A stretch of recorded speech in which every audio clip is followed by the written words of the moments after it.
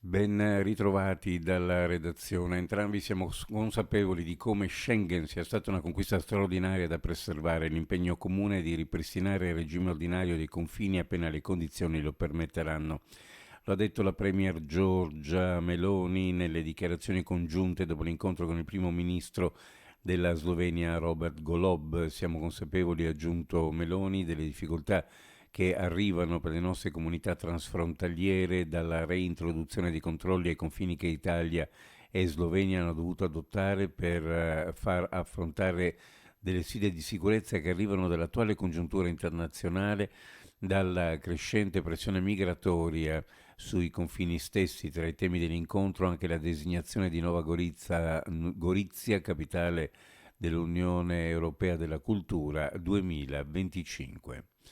Cronaca, uno schianto e poi un incendio, un'auto divorata dalle fiamme in viale Miramare a Trieste, un'autovettura ha preso fuoco dopo essere rimasta coinvolta in un incidente all'altezza del distributore di carburante, nessun ferito.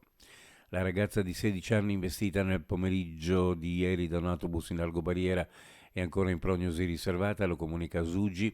Con una nota, in seguito all'impatto la giovane ha riportato un trauma cranico, insieme a lei è rimasto coinvolto nell'incidente un diciottenne che ha riportato importanti traumi agli arti inferiori.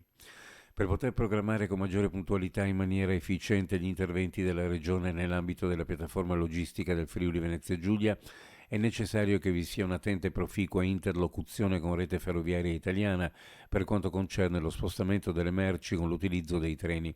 In questo senso l'incontro avvenuto a Pordenone è stato molto proficuo e rappresenta il primo di una lunga serie che intendiamo portare avanti nel tempo alla luce del fatto che su questa zona del Pordenonese la Regione ha investito nel tempo 14,6 milioni di euro.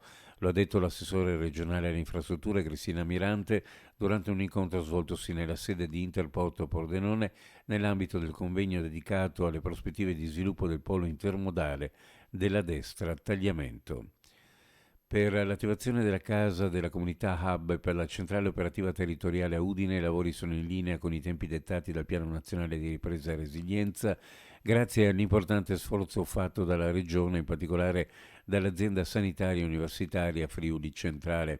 Un risultato importante, frutto di un lavoro costante e competente, lo ha sottolineato l'assessore con delega alla salute del Friuli Venezia Giulia Riccardo Riccardi, che ha incontrato i sindaci del comprensorio di Udine da illustrare appunto lo stato di avanzamento della Casa della Comunità Hub e della centrale operativa territoriale.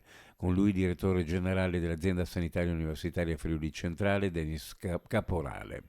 Uno sguardo alle previsioni meteorologiche per la giornata odierna. Nella notte deboli piogge, al mattino locali banchi di nebbia in pianura e nubi basse con foschie sulla costa in dissolvimento, dalla mattinata poi per tutto il giorno cielo sereno poco nuvoloso, temperature massime fra 14 e 17 gradi centigradi. Previsioni a cura di ARPA e FVG Meteo. Ed è tutto per il nostro appuntamento con l'informazione dal nord-est, grazie per averci seguito, a più tardi.